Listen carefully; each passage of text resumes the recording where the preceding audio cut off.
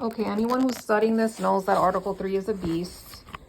We're trying to slay the beast. Let's do this. So I'm going to read and go through my quick card. This topic is CPLR 305, summons, supplemental summons, and amendment. So I've done two quick cards. The first quick card is going to address subdivision. I don't know if it's referred to as subdivision A. There's a A and there's a B and there's a C. So the first card's gonna do A because as you can see it's nice and long. Second one is B, then C. Then we're gonna do two quizzer questions. We're gonna really attack this little baby. Let's go. Okay, so form, what's included in the summons or supplemental summons? Let's turn that around. Okay, so what's included is the venue.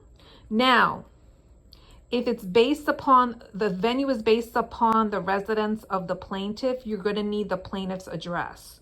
So if it's based upon the resident of the plaintiff, it's going to be the venue, and it's going to be the plaintiff's address. It's going to include the index number, the date of the filing with county clerk. Now, if it's a third party filing, it shall include the date of filing with county clerk of third party complaint. Okay, next, consumer credit transaction. Okay, so consumer credit. Okay, so for the consumer credit transaction, the top of the summons needs to read consumer credit transaction. Okay, now, where a purchaser, borrower, or debtor is the defendant, the county of residence of the defendant. Now, you're going to notice in this particular description under consumer credit, it's always within the state. So resides in state, okay? And then the county where the transaction took place. Again, if within state. Okay, then the next one is going to be new party joins.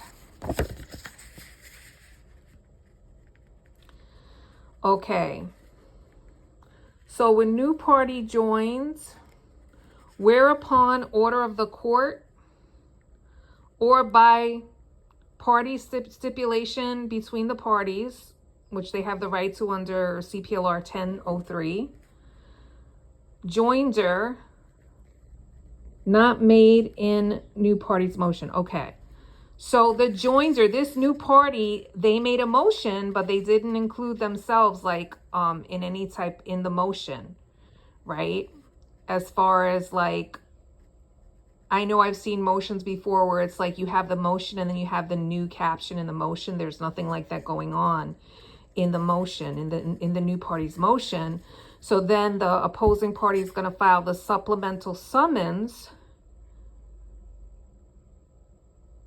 Okay, a supplemental summons. I don't know if it's actually the plaintiff that files that. Does it say? Hold on. It just says supplemental summons is not made upon the new party's motion. A supplemental summons specifying the pleading which the new party must answer. So, you know, I guess the new party is a defendant, right?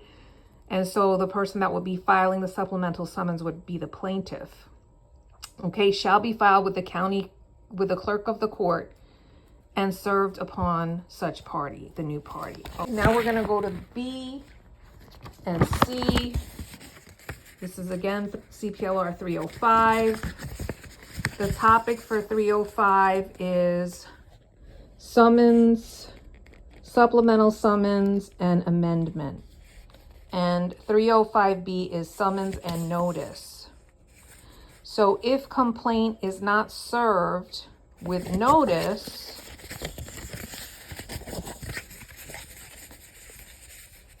summons shall contain or have attached thereto notice, and the notice is going to state the nature of the action and the relief sought.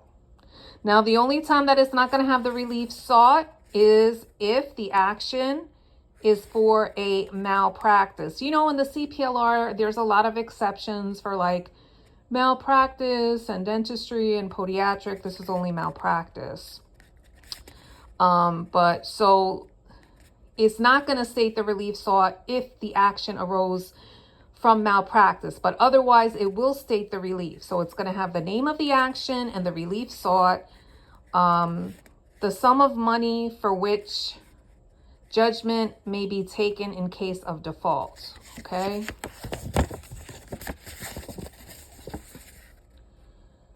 Okay. Then we have 305C, which is amendment. This is really getting ridiculous, this setup here. I'm so frustrated.